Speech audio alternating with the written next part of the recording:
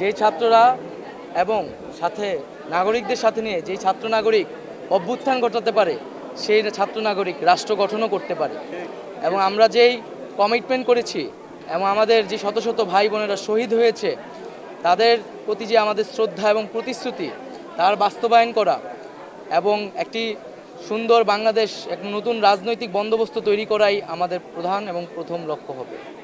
এবং আমরা যেটা যারা এই গণহত্যাকারীদের সাথে জড়িত রয়েছে তাদের বিচার করা, এবং আমরা দেখেছি যে স্বৈরাচারী ফ্যাসিস্ট হাসিনা দেশ ছেড়ে পালিয়েছে, আমরা অবশ্যই তাকে বাংলাদেশে ফিরিয়ে এনে গণহত্যার দায়ে বিচারের দায়ে দণ্ডিত করব। চ্যালেঞ্জটা কি থাকে? প্রথম চ্যালেঞ্জ তো একটা আনপ্রেসিডেন্টেড সিচুয়েশন তৈরি হয়েছে, ল অ্যান্ড অর্ডার বাংলাদেশে নেই, যেটি হয়েছে স্বৈরাচারী শেখ হাসিনার জেদ, এবং তার জেদের কারণে এতগুলো মানুষ, এতগুলো জীবন আমরা হারিয়েছি, এতজন শহীদ আমাদের হয়েছে, এবং বাংলাদেশে মানুষের হাতে অস্ত্র পৌঁছে গিয়েছে এবং একটি আনপ্রেসিডেন্টেড সিচুয়েশনের সৃষ্টি হয়েছে। আমাদের প্রথম যেই উদ্যোগ থাকবে সেটা হচ্ছে ল অ্যান্ড অর্ডার স্টাবলিশ করা।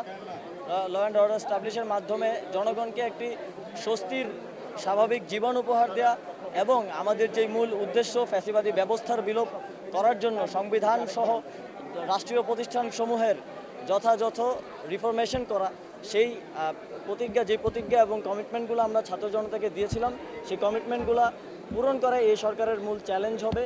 এবং এই চ্যালেঞ্জ মোকাবিলা এই বিষয়ে আপনাদের পরবর্তী পরিকল্পনা কি, এবং এই বিষয়টিকে আপনারা কিভাবে দেখছেন? আমরা সবসময় জনগণের পাশে ছিলাম। এই সরকারের যে সরকার গেছে তার পাশে আমরা ছিলাম না, এটা আমরা প্রসেসে ছিলাম, আমরা আমাদের রোল প্লে করেছি।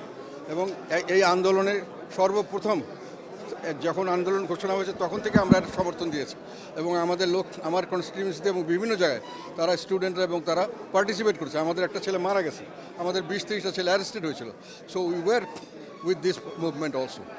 তো সেই জন্য এটা ঠিক না। আর এখন আমাদের এক্সপেকটেশন যে এটা তরুণ এবং নতুন একটা খুব ফ্রেশ, পবিত্র বা নিষ্পাপ একটা গ্রুপ হয়েছে।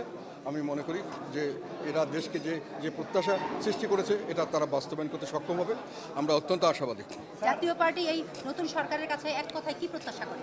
আমরা প্রত্যাশা করি, জনগণ যেটা প্রত্যাশা করে আসছে আমরা সবাই একই সুরে প্রত্যাশা করতে চাই যে একটি সমাজ গঠন হবে বৈষম্যমুক্ত, ন্যায় বিচার ভিত্তিক সমাজ ব্যবস্থা, যেখানে আইনের শাসন থাকবে, গণতান্ত্রিক শাসন ব্যবস্থা থাকবে, এবং ভবিষ্যতে এইরকম অবস্থায় দেশটা চলবে যাতে করে সত্যিকার যে জন্য আমরা একটা দেশ চেয়েছিলাম, যেটা বৈষম্য থেকে মুক্তি, এবং যে জন্য আমরা চেয়েছিলাম যে একটা নিজস্ব দেশ যেখানে জনগণের দেশ হবে, যেটা হবে বৈষম্যমুক্ত দেশ, যেটাতে ন্যায় বিচার প্রতিষ্ঠিত হবে, ন্যায় বিচার ভিত্তিক শাসন ব্যবস্থা হবে, আইনের শাসন থাকবে, দুষ্টের দমন এবং শিষ্টের পালন হবে, এবং আইন সকলের জন্য সমান হবে।